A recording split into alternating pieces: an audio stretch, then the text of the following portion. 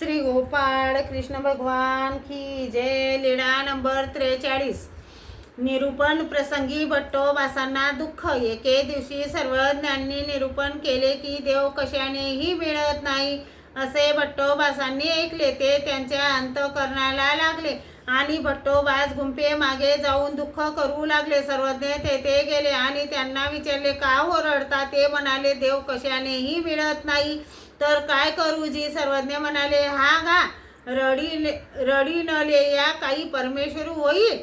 एके खडकेसी कपाळ घेया पा जरी होय तो जया परी व्हावा तयाची परी होईल की? यावर सर्वज्ञांनी सुरीचा दृष्टांत निरूपण केला।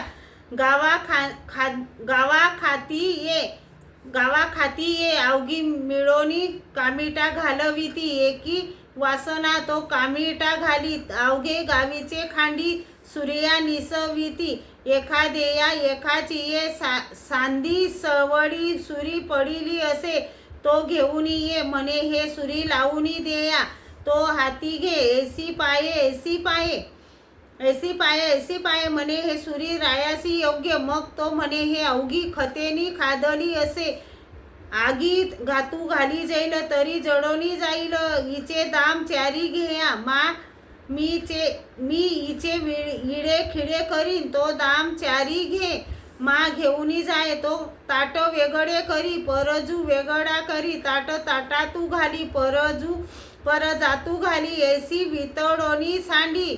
श्री गोपाळ कृष्ण भगवान की जय।